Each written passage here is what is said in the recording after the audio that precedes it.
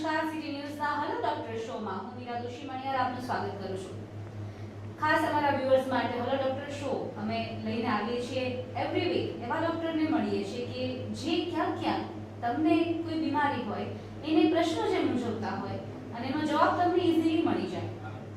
Generally આપણે લોકોને એવું કહેતા સાંભળતા હોઈએ છીએ કે હાથ પગ અને મસ્તક આ ત્રણ વસ્તુ જો ઈશ્વરે આપી દીધી હોય ને તો કદાચ ચોથી એક પણ વસ્તુની જરૂર નથી, કારણ કે શરીરના સૌથી મહત્વના અંગો જો હોય તો એ છે હાથ પગ અને મસ્તક।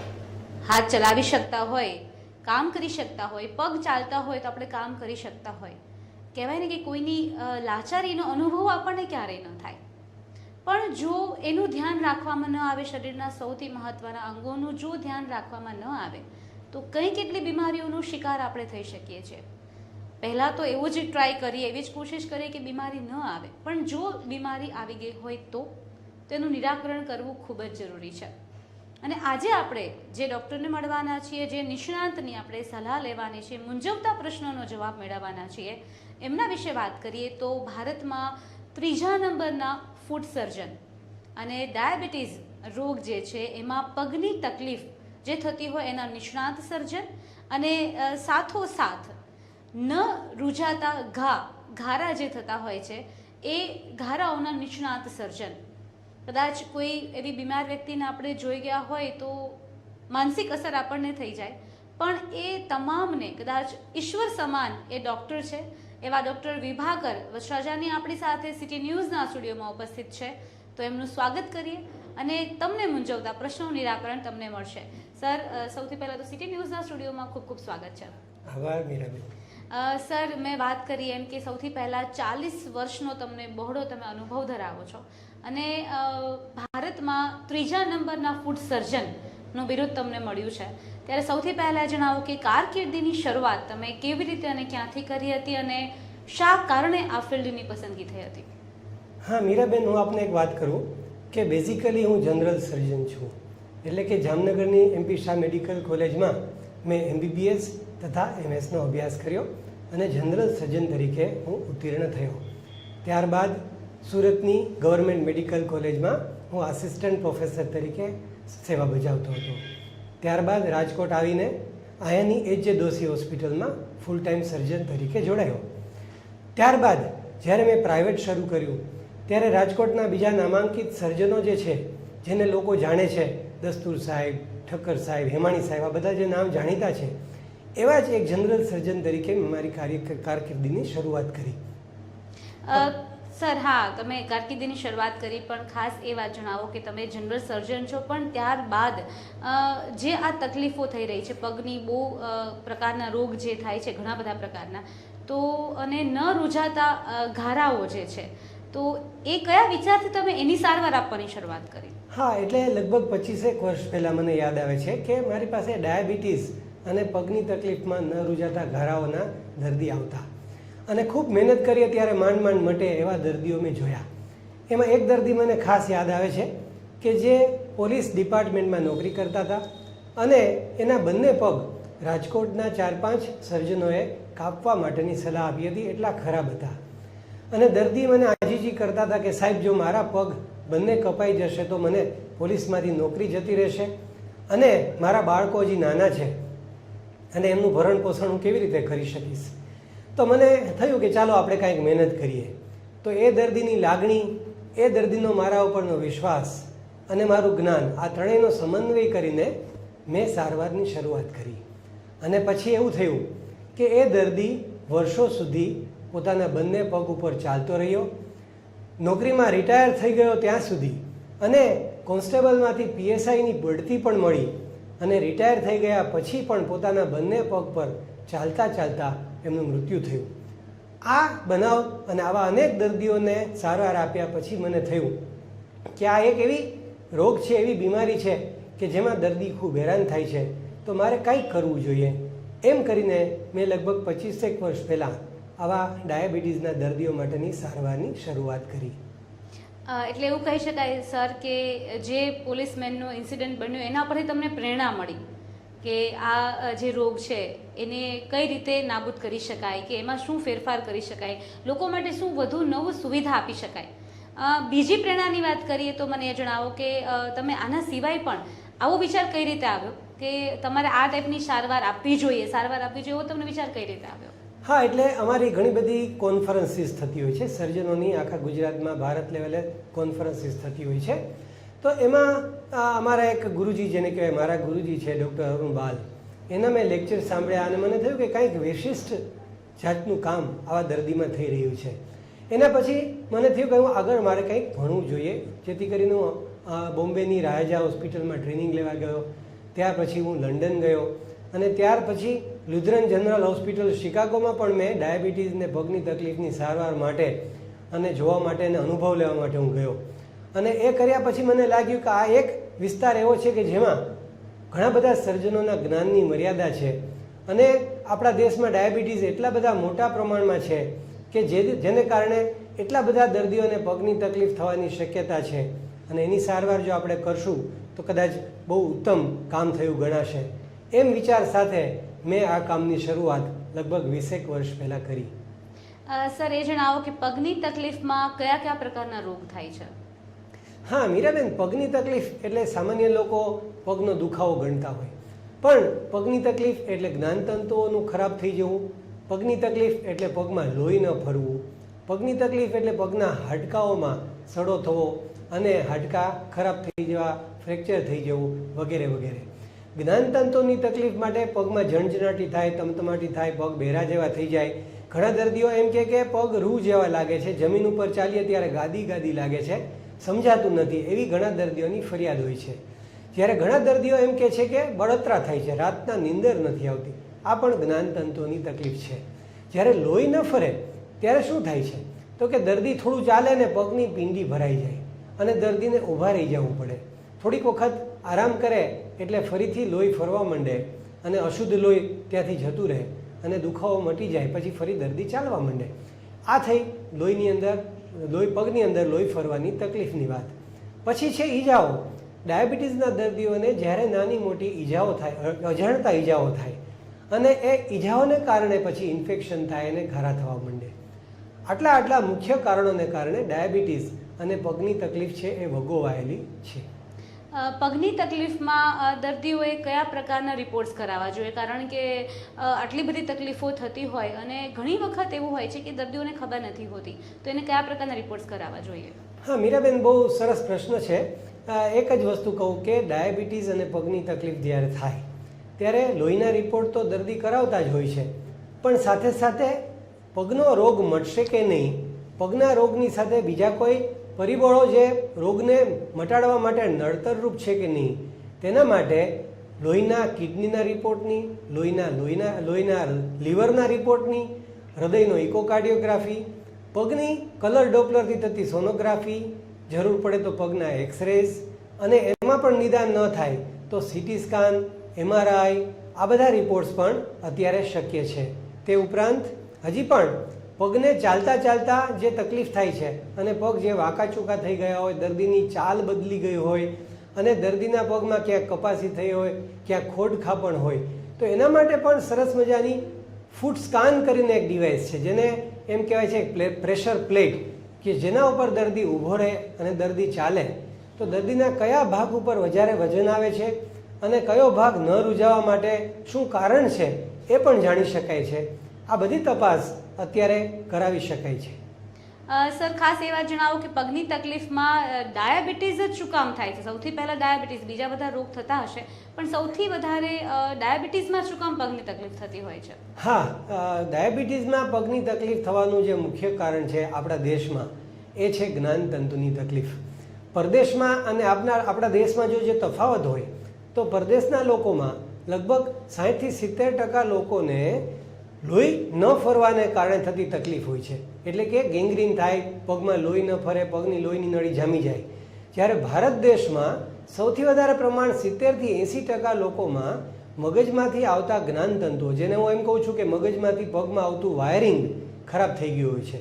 અને હું મારા દર્દીઓને સમજવા માટે બહુ સારા શબ્દોમાં, સિમ્પલ ભાષામાં જો કહું તો આપણા શરીરમાં જે નસ છે એમાં એક પ્લમ્બિંગ સિસ્ટમ છે, કે જે પ્લમ્બિંગ સિસ્ટમ એટલે કે લોહીનું પરિભ્રમણ આખા શરીરમાં થાય હૃદયમાંથી થઈને.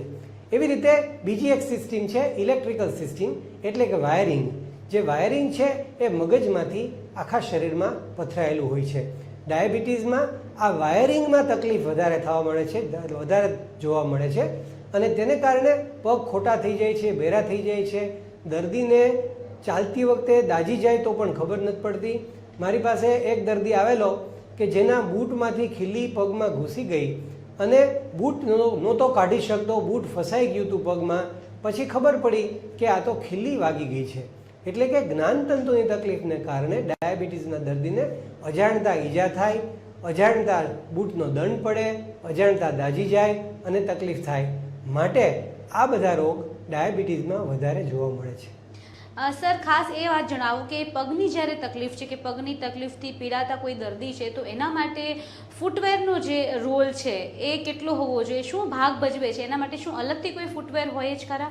હા, ડાયાબિટીસના દર્દીઓને અને બીજા દર્દીઓને પણ પગની રક્ષણ માટે, પગમાં તકલીફ ન થાય એના માટે ખાસ ફૂટવેર બનાવવામાં આવે છે, જેના વિશે હું આપને જો સમજાવું અને આપ ફૂટવેર કેવી રીતે કામ કરે છે આપણે જરા જોઈએ. અચ્છા, આપને જે બતાવવામાં આવે છે એ જુદી જુદી જાતના સિલિકોનની વ્યવસ્થા છે, જે આંગળાને સીધા રાખવામાં પણ ઉપયોગી છે. અને જે અંગૂઠો ખરેખર ઘણા લોકોનો વાંકો થતો હોય છે, તો એ અંગૂઠો વાંકો ન થાય એના માટે આ જે આપને બતાવવામાં આવે છે તે ઉપયોગી છે. હવે બીજું જે આપને બતાવીએ છીએ એ આંગળી માટેની સ્પ્લિન છે. જે આંગળી, પગની જે આંગળી હોય એમાં એ રિંગ પહેરાવી દેવામાં આવે અને નીચેનો જે ભાગ છે એ તળિયા તરફ રહે અને રિંગ આંગળીમાં પહેરાઈ જાય. તો જે આંગળી વાંકી થઈ ગઈ હોય અને એના ટેરવા ઉપર કપાસી થતી હોય તો એને અટકાવી શકાય છે. હવે આ જે બતાવવામાં આવે છે એ જે છે છેલ્લી આંગળી, નાની આંગળી જે છે ને એ ઘણા દર્દીને ત્યાં શૂ બાઇટ થતું હોય અથવા ત્યાં દંડ પડતો હોય તો એને અટકાવવા માટે આ પ્રકારના સિલિકોનની વ્યવસ્થા કરવામાં આવે છે.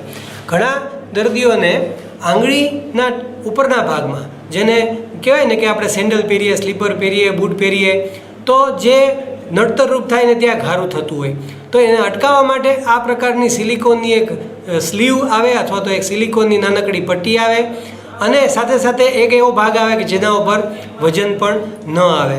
હવે આ જોઈ શકશો કે આ એક 3 આંગળીમાં સાથે પહેરી શકાય એવી વીંટી છે, જે સિલિકોન મટીરિયલમાંથી જ બનાવવામાં આવેલી છે, જે આંગળીને દૂર રાખવાનું કામ પણ કરે, આંગળીને વાંકી વળી જતી હોય તો સીધી કરવા માટેનું પણ કામ કરે અને સાથે સાથે આંગળીની વચ્ચે ફૂગ પણ ન થાય. હવે આ જે બતાવવામાં આવે છે એ બધી જ આંગળીઓને છૂટી રાખવા માટેનું કામ. ઘણા દર્દીઓને આંગળીઓ ક્રાઉડેડ, એકદમ ચોટેલી હોય છે અને એકદમ ચોટેલી આંગળી જે છે એ વારંવાર રોગ ઉત્પન્ન કરતી હોય છે. તો એ આ પ્રકારના સિલિકોન મટીરિયલ જો પહેરવામાં આવે તો એમની આંગળીને રક્ષણ મળતું હોય છે. હવે આ એક રિંગ બતાવવામાં આવે છે, અંગૂઠા માટે ખાસ બનાવવામાં આવેલી છે કે જે અંગૂઠામાં પહેરવામાં આવે છે અને અંગૂઠાના નીચેના ભાગમાં ગાદી જેવું રહે છે. ડાયાબિટીસના ઘણા દર્દીઓને થતું હોય છે એવું કે અંગૂઠામાં ઘારા પડતા હોય છે, અંગૂઠામાં કપાસ થતી હોય છે. તો એને અટકાવવા માટે આ પ્રકારની સિલિકોનની વિવિધ પ્રકારની જે વસ્તુઓ છે એ અવેલેબલ છે અને રોકવા માટે, સારવાર કરતાં પણ રોગને રોકવા માટે આ ખૂબ જ ઉપયોગી છે. સર, ખરેખર તમે જે આ લાઈવ ડેમોન્સ્ટ્રેશન બતાવ્યું છે કે ફૂટવેર, તો મને એવું લાગે છે કે બહુ બધા લોકો છે કે જેને પોતાને તકલીફ હશે છતાં પણ, પગની તકલીફ હશે પણ છતાં આનાથી એ અવેર નહીં હોય. અને તમે જે બતાવ્યું છે ખરેખર બહુ જ સારી વાત છે. અમારા તમામ સિટી ન્યૂઝના વ્યુઅર્સે પણ એ જોયું હશે, એના માટે થેન્ક યુ સો મચ. અને આગળ વધીએ તો સર એ જણાવો કે પગનો ખૂબ જ સામાન્ય રોગ છે કપાસી, તો એ શું છે, એ ન થાય એના માટે શું કરવું છે અને જો એ થઈ ગયું છે તો એનો ઈલાજ કઈ રીતે થાય? હા, કપાસી સામાન્ય લોકો માટે જાડી થયેલી ચામડી છે, કણું, જેને લોકો કણું તરીકે ઓળખે છે. અમારી ભાષામાં કપાસીના 2 પ્રકાર હોય છે, એક સાદી કપાસી અને બીજી એક વાયરસથી થતા મસા, જેને પણ લોકો કપાસી તરીકે ઓળખતા હોય છે. વાયરસથી થતા મસા થોડા ચેપી હોય છે, અનેક સંખ્યામાં થાય છે, વારંવાર થાય છે, એવું બને છે. પણ જે સાદી કપાસી છે એ કપાસી એ હાડકાં આડાવાળા થઈ ગયા હોય, પગની ચરબી ખરાબ થઈ ગઈ હોય, એને કારણે અમુક જગ્યાએ ચામડી જાડી થવા માંડે અને કપાસી થાય છે. સર, ખાસ એ વાત જણાવો કે ડાયાબિટીસ સિવાય પણ પગની ઘણી બધી તકલીફો થતી હશે, ઘણા બધા રોગ થાય છે, જેમ કે ગેંગ્રીન સાંભળ્યું છે, હાડકાનો સડો છે, તો એ બધા રોગ શું છે અને કઈ રીતે થાય છે? હા, જે ગેંગ્રીન છે એ સામાન્ય લોકો જે સમજે છે, ગેંગ્રીન એટલે કે અંગૂઠો કે આંગળી અથવા તો પગનો કોઈ પણ ભાગ કાળો પડી ગયો હોય. અમારી મેડિકલની ભાષામાં પગમાં થતો ગેંગ્રીન બે પ્રકારનો હોય છે, એક ભીનો ગેંગ્રીન અને એક સૂકો ગેંગ્રીન. ભીનો ગેંગ્રીન એટલે જેમાં રસી છે, ક્યારેક વાસ આવે છે, રસી નીકળે, લોહી નીકળે, પ્રવાહી નીકળે અને ઝડપથી જે રોગ ફેલાય એ ભીનો ગેંગ્રીન છે. સૂકો ગેંગ્રીન એવો છે કે જેમાં લોહી ન ફરતું હોય, તેને કારણે જેમ ઝાડની ડાળી સુકાઈ જાય એમ પગનો આંગળી કે અંગૂઠો કે પંજાનો ભાગ સુકાઈ જાય. અને આ જે સૂકો ગેંગ્રીન છે તે સામાન્ય રીતે બીડી, તમાકુ, દારૂના વ્યસનીઓમાં ખાસ જોવા મળે છે અને એની સાથે સાથે એમને ડાયાબિટીસ પણ મદદ કરે છે. પણ જે સૂકો ગેંગ્રીન છે એ બહુ જોખમી નથી હોતો, પણ જો ભીનો ગેંગ્રીન છે એ વધારે જોખમી છે. કેમ કે એની અંદર રસી ઝડપથી ફેલાય છે, વધારે ભાગ પગનો કાપવો પડે છે, ક્યારેક દર્દીને જાનનું જોખમ પણ ઊભું થઈ જાય છે. આ બધી વાત તમે જે કરી એ ડાયાબિટીસ સિવાયના જે રોગ થાય છે એના માટેની છે. તો ડાયાબિટીસનો જો રોગ છે કોઈને અને પગની તકલીફ થઈ તો એમાં કોઈ વિશેષ કોઈ જોખમી ઓપરેશન કરવું પડે છે કે એ સિવાય પણ એને મટાડી શકાય છે? ના, પગના જે ડાયાબિટીસમાં જે પગની તકલીફો થતી હોય છે એને સામાન્ય સાફસૂફી નાનું ઓપરેશન કરીને મટાડી શકાય છે. ક્યારેક પગનો નાનકડો ભાગ, આંગળી કે અંગૂઠો એવું કંઈ કાપીને પણ પગના ભાગને મટાડી શકાય છે અને દર્દીને ચાલતો રાખી શકાય છે. જો શરૂઆતના તબક્કામાં દર્દી અમારી પાસે પહોંચી જાય તો એવા દર્દીને ખાલી દવા, ઇન્જેક્શન, બાટલા અને ડ્રેસિંગ અને ડાયાબિટીસના સારા કાબુ દ્વારા પણ મટાડી શકાતું હોય છે. પણ ક્યારેક દર્દી એવી પરિસ્થિતિમાં આવે છે કે જ્યારે પગ બચાવવાની બદલે ત્યારે દર્દી બચાવવો પડે એવી પરિસ્થિતિમાં જ્યારે અમે મુકાઈ જઈએ છીએ ત્યારે ક્યારેક પગ કાપવાનું ઓપરેશન કરવું પડતું હોય છે. પણ જ્યારે લોહી ઓછું ફરતું હોય એવું જ્યારે નિદાન કરવામાં આવે અને થોડું ઇન્ફેક્શન છે અથવા તો પગની આંગળી થોડી કાળી પડી ગઈ છે તો એવા સંજોગોમાં અત્યારે જેમ હૃદયમાં બલૂન બેસાડવામાં આવે છે, હૃદયમાં જેમ સ્ટેન્ટ બેસાડવામાં આવે છે, એવી રીતે પગની લોહીની નળીની અંદર પણ બલૂન બેસાડીને, સ્ટેન્ટ બેસાડીને અથવા તો પગની બાયપાસ સર્જરી કરીને પણ પગમાં વધારે લોહી ફરતું કરી શકાય છે અને પગને કપાતો અટકાવી શકાય છે. સર, ડાયાબિટીસના દર્દીઓએ સિઝન પ્રમાણે, ઋતુ પ્રમાણે કઈ પ્રકારની કેર કરવી જોઈએ? એમાં પણ એવું અલગ અલગ હોતું હોય છે કે ચોમાસું છે કે શિયાળો છે કે ઉનાળો છે, તો ડાયાબિટીસના જે ખાસ દર્દીઓ હોય જેમને બીમારી હોય તો એને કઈ રીતે કેર કરવી જોઈએ? હા મીરાબેન, આ બહુ સારો પ્રશ્ન છે અને દરેક લોકોએ અને જે લોકોને ડાયાબિટીસ છે તેમણે આ સંદેશો ખરેખર સમાજમાં પહોંચાડવાની જરૂર છે. દાખલા તરીકે હમણાં શિયાળો આવી રહ્યો છે તો શિયાળામાં દરેક વ્યક્તિએ પગની ચામડીને કૂણી રાખવા માટે વેસેલિન ક્રીમ કે કોઈ પણ જાતનું મોઇશ્ચરાઇઝર લગાડવું જોઈએ. કેમ કે નાનકડો એક વાઢિયો પણ પગને ગંભીર રીતે ઇન્ફેક્શન કરી શકે છે અને દર વર્ષે 5 દર્દીઓ એવા આવે છે મારા દવાખાનામાં કે ફક્ત વાઢિયો પાકી જાય શિયાળામાં એને કારણે પગ કાપવો પડે. બીજું જોયું છે કે શિયાળામાં લોકો તાપણું કરતા હોય છે, બહુ ઠંડી લાગે તો તાપણું કરે. પણ ડાયાબિટીસના દર્દીઓને પગમાં જ્ઞાનતંતુ ખરાબ થઈ ગયા હોવાથી પગ દાજી જાય, ફોડલા થાય તો પણ ખબર પડતી નથી. તો શિયાળા માટેનો એક સંદેશ છે મારો કે શિયાળામાં પગની કાળજી રાખવા માટે ડાયાબિટીસના દર્દીઓએ ખાસ વેસેલિન ક્રીમ કે કોઈ પણ જાતનું તેલ પગમાં 2-3 વખત દિવસમાં લગાડવું જોઈએ. પગની ચામડીને કૂણી રાખવી જોઈએ. શક્ય હોય તો મોજા અથવા તો પગ બંધ રહે તેવી મોજડી અથવા બૂટ વધારે સમય સુધી પહેરી રાખવા જોઈએ. ઠંડીની અંદર શેક ન કરવો જોઈએ, તાપણા પાસે ન બેસવું જોઈએ અને સાથે સાથે ધ્યાન એટલું પણ રાખવું જોઈએ કે ગરમ પાણી પોતાના પગ ઉપર પડે નહીં, નહીંતર અજાણતા જે ગરમ પાણી છે તેની ખ્યાલ નથી રહેતો કે આ કેટલું ગરમ છે અને દાજી જવાય છે. હવે વાત રહી ચોમાસાની. ચોમાસાની અંદર શું થાય છે કે ભેજવાળું વાતાવરણ હોય છે, વારે વારે દર્દીને પગ ભીના થાય છે, રસ્તા ઉપર ચાલવાનું, વાડીમાં ચાલવાનું, ખેતરમાં ચાલવાનું, તો એમને પગની આંગળી વચ્ચે ફૂગ થવા માંડે છે અને એક આંગળીની વચ્ચે ફૂગ થાય પછી રસી થાય અને ભેજવાળા વાતાવરણમાં રસી એટલું બધું જલ્દી ફેલાય છે કે જ્યારે પણ એક આંગળી વચ્ચે 2 આંગળી વચ્ચે ફૂગ થાય છે ત્યારે 2 આંગળી સાથે સાથે કાપવાનો વખત આવે એવું બને છે. તો ચોમાસા પૂરતી ખાસ કાળજી રાખવાની છે કે દરેક આંગળાની વચ્ચે સફાઈ રાખવાની, આંગળાને કોરા રાખવાના અને 2 આંગળાની વચ્ચે પાવડર છાંટીને એની માવજત કરવી. હવે આવે છે ઉનાળો. ઉનાળો એક એવી વસ્તુ છે કે જે લાંબો ચાલે છે આપણા દેશમાં. લોકો ઉઘાડા પગે રસ્તા ઉપર ચાલે, કપડાં સૂકવવા માટે અગાસીમાં જાય, બાલ્કનીમાં જાય અને ગાર્ડનમાં જાય અને પછી જ્ઞાનતંતુ ખરાબ હોય એને કારણે પગમાં ફોડલા થઈ જાય અમારી પાસે એવા દર્દી આવે કે કોઈ મોટી ઉંમરના માજી મંદિરે દર્શન કરવા જાય અને એ ભર ઉનાળે 12 વાગે 1 વાગે જે લાદી તપતી હોય છે, મંદિર, મસ્જિદ, દેરાસર કે ચર્ચ કે ગુરુદ્વારા, એની લાદી તપતી હોય છે, ત્યાં ઊભા રહે છે, એને બળતરા થતી નથી. બીજે દિવસે સવારે દેખાય છે કે પગમાં કંઈક છે, પાણી નીકળે છે, ફોડલો થાય છે. તો આ કારણ છે દાઝી જવાનું, અજાણતા દાઝી જવાનું. તો અમારી દર્શક મિત્રોને ખાસ વિનંતી છે કે આ સંદેશો આપ એવો પહોંચાડો કે જે ડાયાબિટીસના દર્દી છે એ લોકો ઉનાળામાં પણ જ્યાં પણ જાય ત્યારે ઉઘાડા પગે ન જાય, જાડા સુતરાઉ કપડાના મોજા પહેરે, અને ધાર્મિક સ્થળોએ ખાસ જાય ત્યારે તો ખાસ એમણે પગરખાંનો ઉપયોગ કરવો જોઈએ, જાડા મોજાનો ઉપયોગ કરવો જોઈએ. આના ઉપરાંત એક વસ્તુ અમે જોઈ છે કે લોકો જાત જાતની માનતાઓ માને છે. જાત જાતની માનતાઓ એટલે કે અહીંથી જલારામ દર્શન કરવા ઉઘાડા પગે જવું, ચોટીલા ઉઘાડા પગે જવું. તો આવી યાત્રાઓ, આવી માનતાઓ ન માનવી જોઈએ, નહીંતર ડાયાબિટીસના દર્દીઓ પોતાના પગનું બલિદાન આપે છે. સર, આપણે જોતા હોઈએ છીએ લોકોને પગમાં ઘારા થયા હોય છે. આમ તો આખા શરીરમાં કોઈ પણ અંગમાં એ થઈ શકે છે.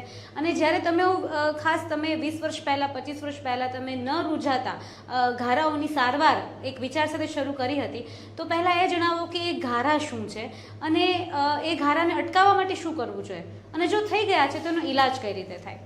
હા, એટલે પ્રશ્ન એવો છે કે ડાયાબિટીસ સિવાય પણ પગમાં ઘારા થતા હોય છે. અને એનું એક ઉદાહરણ છે વેરિકોઝ વેઇન. પગની લોહીની નળીઓ જે છે ફૂલી જાય, જે શીરાઓ જે છે ફૂલી જાય, અને જે લોકો વધારે વખત સુધી ઊભા રહેતા હોય છે અને ઊભા જ જેનો ધંધો છે એ લોકોને લોહીની નળીઓ ફૂલી જતી હોય છે અને ઘારા થતા હોય છે. તો આ ઘારા મટાડવા થોડાક મુશ્કેલ હોય છે. આવી રીતે અનેક રોગોમાં એવા ઘારાઓ થાય છે. શરીરના બીજા ભાગમાં પણ ઘારાઓ થતા હોય છે. ક્યારેક વાને કારણે ઘારાઓ થાય છે, ક્યારેક લોહી ન ફરવાને કારણે ઘારાઓ થાય છે, અને ક્યારેક બાયપાસ સર્જરીના ઓપરેશનની જગ્યાએ જે પગમાંથી લોહીની નળીઓ લીધી હોય છે એના ઘારા પણ રૂઝાતા નથી, અને ક્યારેક પ્લાસ્ટિક સર્જરી કર્યા પછી, ક્યારેક હાડકાના ઓપરેશનો કર્યા પછી ઘારાઓ રૂઝાતા નથી. આવા અનેક કારણોથી ઘારા રૂઝાતા નથી હોતા. અને જેવી રીતે આપણે જાણીએ છીએ કે હાડકાને સંધાવવા માટે પ્લાસ્ટરની જરૂર પડે છે, એવી રીતે ક્યારેક સાંધાની આજુબાજુ જે ચામડીના ઘારા છે કે જે ઘારા હલનચલન સાથે સંકળાયેલા છે, તો એવા ઘારા, ચામડીના ઘારા હોય તો એને રૂઝાવવા માટે પણ પ્લાસ્ટરની જરૂર પડે છે, એને પણ આરામ આપવો પડે છે, નહીંતર એ ઘારા પણ રૂઝાતા નથી. સર, આ બહુ એક મારા માટે બહુ મહત્વનો પ્રશ્ન છે, કારણ કે મને ક્યુરિયોસિટી છે એના માટે કે આપની હોસ્પિટલ ઉપર એક મોટું બોર્ડ છે જેમાં મંદિરનું એક પિક્ચર છે ને એમાં લખ્યું છે પગનું મંદિર. તો પગનું મંદિર એવું નામ આપવાનું કારણ અમને બધાને જણાવો. બેન, એક બહુ અંગત પ્રશ્ન આપે મને પૂછ્યો છે. જી બિલકુલ. પણ લોકોને હું ચોક્કસ નિખાલસપણે જાણ કરી દઉં કે હું એક આર્ટ ઓફ લિવિંગનો એક બહુ જેને કહેવાય ને એક આર્ટ ઓફ લિવિંગમાં માનું છું. મારે રોજ સાધના થતી હોય, ધ્યાન કરતો હોઉં. એક વખત હું ધ્યાનમાં બેઠો હતો તો મને વિચાર આવ્યો કે હું કામ જે કરું છું એ શું કરું છું. તો કે એક મંદિરમાં આપણે જ્યારે પણ જઈએ છીએ ત્યારે પૂજા કરીએ તો આપણે મૂર્તિ છે કે શિવલિંગ છે એમને નવડાવીએ, પછી એમને ચંદન ચડાવીએ, એમને પુષ્પ આપીએ, એમના ઉપર કોઈ વસ્ત્ર ઓઢાડીએ. આ આપણી પૂજાનો એક ભાગ છે હિન્દુઓમાં. તો હું જે કરું છું એ કરું છું કે પગને નોર્મલ સલાઈન એટલે કે એક પ્રકારના પાણીથી નવડાવું છું. પછી એની ઉપર જાત જાતના એન્ટિસેપ્ટિક્સ, એન્ટીબાયોટિક્સ લગાડું છું, એટલે કે બીટાડીન, સેવલોન વગેરે જે દવાઓ છે લગાડું છું, જે કલરવાળી હોય છે. અને ત્યાર પછી પાટાના સ્વરૂપમાં એક વસ્ત્ર પહેરાવું છું, વસ્ત્ર ઓઢાડું છું. તો મને થયું કે આ પગનું જે હું કરું છું એક પૂજા છે. તો બીજે દિવસે સવારે દવાખાનામાં આવીને મેં બોર્ડ મારી દીધું કે આ મારું પગનું મંદિર છે, કેમ કે મારે પગની પૂજા જ આજીવન કરવાની છે. વાહ, ખરેખર જે વિચાર ઉમદા તમારો છે, એટલો બધો ઉમદા વિચાર તમે વાત કરી કે પગનું મંદિર છે, અને જે નોર્મલ માણસ એની રેગ્યુલર લાઈફમાં ભગવાન પાસે જઈને મંદિરમાં કરતો હોય એ તમારે હોસ્પિટલમાં તમે કરો છો, એ ખરેખર બહુ ઉમદા વિચાર છે. સર, એ જણાવો કે હવે સમયની સાથે ટેકનોલોજી વધતી જાય છે, બધું ફાસ્ટ એકદમ થાય છે, તો લોકોને કઈ પ્રકારની સુવિધાઓ આપવામાં આવે છે કે જેથી એમને પગ કપાવવા ન પડે? તમે વાત કરી કે બનતી કોશિશ એવી કરવામાં આવે છે કે એના પગ ન કપાય અને એને દવાથી મટાડી શકાય કે બીજો કોઈ ઓપ્શન, તો એ ટેકનોલોજી નવી કઈ આવી છે એ અમને જણાવો. હા, હવે પગ ન કપાય એના માટે પહેલું તો દર્દીને જાગૃત કરવાનું કામ મીડિયા પણ કરે છે, અમે પણ કરીએ છીએ અને અનેક NGOs અનેક સંસ્થાઓ જે છે એ લોકોને પગ ન કપાય એના માટે ખૂબ જ કાર્યશીલ છે. ડૉક્ટરોની કોન્ફરન્સીસ થાય છે અને આખા ભારતમાં અને આખા વિશ્વ લેવલે લોકોને પગની તકલીફો અટકાવવા માટે શું કાળજી રાખવી જોઈએ ડૉક્ટરોને પણ જ્ઞાન આપવામાં આવે છે. અત્યારે આપણે જોઈએ તો આધુનિક ટેકનોલોજીમાં ઘારાની સારવાર ઉપરાંત નિદાનની સારવાર અને નિદાનના પ્રકારોમાં પણ ઘણું બધું શોધ સંશોધનો થયા છે. અને ડ્રેસિંગ મટીરિયલ્સ જો આપને કહું તો પહેલાંના જમાનામાં એમ કહેવાતું હતું કે ડેટોલ ને સેવલોન ને એ બધા ડ્રેસિંગ મટીરિયલ્સ તરીકે વપરાય છે. અત્યારે 2 થી 3 હજાર પ્રકારના ડ્રેસિંગ મટીરિયલ આવે છે કે જે ઘારાને રૂઝાવવા માટે ઉપયોગી છે. એ ઉપરાંત અલ્ટ્રાસોનોગ્રાફી મશીન જેમ આપણે વાપરીએ છીએ નિદાન માટે, એવી રીતે અલ્ટ્રાસોનિક વાઇબ્રેશનથી સારવાર પણ થાય છે. ઇલેક્ટ્રિકના મશીનથી પણ પગની સારવાર થાય છે. અને ઓક્સિજનનું એક મશીન આવે છે જેને હાઇપરબેરિક ઓક્સિજન થેરાપી કહેવાય છે, કે જે મશીનમાં દર્દીને બેસાડવામાં આવે અને દર્દીને શુદ્ધ હવા વાતાવરણના દબાણ કરતાં 3 ગણા પ્રેશરથી આપવામાં આવે અને જે ઓક્સિજન લોહીમાં જઈને ઘારા સુધી પહોંચીને પગને રૂઝાવવામાં મદદ કરે છે. એ ઉપરાંત પગમાં નીકળતા રસીને ચૂસી લેવા માટે ખાસ જાતના વેક્યુમ મશીન પણ ઉપલબ્ધ છે કે જેમાં ડ્રેસિંગ કરીને દર્દીનો પગ એ મશીન સાથે લગાડવામાં આવે છે. તેથી જે પણ રસી અને લોહી નીકળતું હોય, ખરાબો નીકળતો હોય, એ વેક્યુમ મશીન ચૂસીને દર્દીના ઘારાને જલ્દી રૂઝાવવામાં મદદરૂપ થાય છે. તે ઉપરાંત એન્ટીબાયોટિક દવાઓ આપણે જાણીએ છીએ કે દર્દી લાંબા સમય સુધી ગોળીઓ ખાય, બાટલાઓ ચડાવે, ઇન્જેક્શન લે વગેરે વગેરે કરે, પણ લાંબા સમય સુધી ખૂબ ખર્ચાળ સારવાર કરે ત્યારે માંડ દર્દીનું ઇન્ફેક્શન કાબૂમાં આવતું હોય છે. અત્યારે એવા સંશોધનો થયા છે કે એન્ટીબાયોટિક દવાઓના નાના નાના રાઈના દાણા જેવડા કણ બનાવીને એને કેલ્શિયમના અથવા તો બીજા પદાર્થો સાથે મિક્સ કરીને હાડકાની અંદર જ્યાં જંતુ છે, જ્યાં ઓપરેશન કર્યું છે ત્યાં જંતુ છે, ત્યાં એ દાણા મૂકી દેવામાં આવે અને ઘાવ બંધ કરી દેવામાં આવે. તો એ દાણા એની અંદર પડ્યા 1.5 મહિના સુધી એન્ટીબાયોટિક આપે રાખે, જેથી કરીને એ ઘાવ રૂઝાય, જલ્દી રૂઝાય અને બીજી દવાઓની જરૂરિયાત ઓછી પડે. આમ અનેક રીતે નવી નવી સુવિધાઓથી દર્દીને રોગમુક્ત કરવા માટે અને પગને બચાવવા માટે અમે લોકો પ્રયત્નશીલ છીએ. સર, એ વાત જણાવો કે આમ તો જનરલી કોઈ પણ પ્રકારની બીમારી ન થાય એવું જ ઈચ્છીએ, પણ બીમારી ન થાય એના માટે લાઇફસ્ટાઇલ કેવી હોવી જોઈએ? માત્ર પગની તકલીફ નહીં પણ કોઈ પણ બીમારી, તો એના માટેની લાઇફસ્ટાઇલ, કોઈ પણ બીમારી ન આવે તો એ લાઇફસ્ટાઇલ કેવી હોવી જોઈએ? હા, બહુ સરસ પ્રશ્ન છે. આ પ્રશ્ન ખરેખર બધા જ ડૉક્ટરોને, બધા જ દર્દીઓને લાગુ પડે છે. લાઇફસ્ટાઇલ મોડિફિકેશન એટલે આપણને જે તકલીફ છે એ તકલીફમાંથી દૂર થવા માટેની શું જરૂરિયાત છે. દાખલા તરીકે કોઈ વ્યક્તિને લાંબા સમય સુધી ઊભા રહેવાનું છે, તો લાંબા સમય સુધી ઊભા રહીને પગમાં રોગ થતો હોય તો એણે પોતાનો ધંધો બદલીને બીજી પ્રકારનો ધંધો કરવો જોઈએ તો રોગમાંથી મુક્તિ મળે. આ એક ઉદાહરણ થયું. બીજું છે નિયમિત જિંદગી. આપણી અત્યારના સંજોગોમાં એટલી બધી કોમ્પિટિશન છે, લોકોને કમાવા માટે દોડાદોડી કરવી પડે છે, ખૂબ તણાવમાં લોકો જીવે છે. તો આ તણાવમુક્ત જીવન એ ખૂબ જ જરૂરી છે. નિયમિત જીવન, નિયમિત ખોરાક, નિયમિત કસરત અને નિયમિત આરામ, જો આ કરવામાં આવે તો ખરેખર ઘણા બધા રોગોમાંથી આપણે મુક્તિ મેળવી શકીએ છીએ. અને ખાસ કરીને જે લાઈફ ટાઈમ ડિઝીઝ છે, દાખલા તરીકે બ્લડ પ્રેશર, ડાયાબિટીસ, હૃદયની બીમારીઓ, માનસિક બીમારીઓ, આ બધી બીમારીઓમાં નિયમિતતા અને જેને કહેવાય ને સંતુલિત જિંદગી, એનો ખૂબ જ મોટો ફાળો છે. સર, આમ તો જનરલી હેલો ડૉક્ટર શોમાં અમે ડૉક્ટર પાસેથી એક મેસેજ માંગતા હોઈએ છીએ. તમે જે વાત કરી એમાં અડધો મેસેજ તો આવી ગયો છે, છતાં પણ સિટી ન્યૂઝના માધ્યમથી ઘણા બધા એવા અમારા વ્યુઅર્સ હશે કે કદાચ કોઈ પગની તકલીફથી પીડાતા હશે અને ઘણીવાર એવું થતું હોય છે કે નાનો એવો રોગ હોય, નાની એવી પીડા હોય તો લોકો સહન કરી લેશે, ડૉક્ટરને કન્સલ્ટ નથી કરતા. તો ખાસ સિટી ન્યૂઝના માધ્યમથી તમામ વ્યુઅર્સ માટે તમારો એક મેસેજ. હું એક વસ્તુ કહીશ કે ડૉક્ટરો માટેનો વિશ્વાસ અત્યારે જે ખૂટતો જાય છે એની ફરીથી જરૂરિયાત ઊભી થઈ છે. હું દૃષ્ટાંત સાથે કહીશ. એક વ્યક્તિ બરોડાથી મારી પાસે આવે છે. બરોડામાં બધા ડૉક્ટરો કહે કે અંગૂઠો કાપવો પડશે. એ દર્દીને એટલો વિશ્વાસ કે મારે ડૉક્ટર વછરાજાની સાહેબ પાસે જવું છે ને પગનો અંગૂઠો બચાવવો છે. હું પણ એમ કહું છું કે અંગૂઠો કાપવો પડે એવું મને લાગે છે, પણ જ્યારે દર્દી વિશ્વાસ સાથે કહે છે ત્યારે હું પ્રયત્ન કરું છું અને વિશ્વાસ જીતે છે અને હું હારું છું. તો દર્દીને વિશ્વાસ રાખવો એ ડૉક્ટર માટે પણ ખૂબ જરૂરી છે અને ડૉક્ટરના ઉપરનો જે વિશ્વાસ છે ને એ દર્દીને સાજા કરવા માટે ખૂબ ખૂબ મોટો ભાગ ભજવતું હોય છે.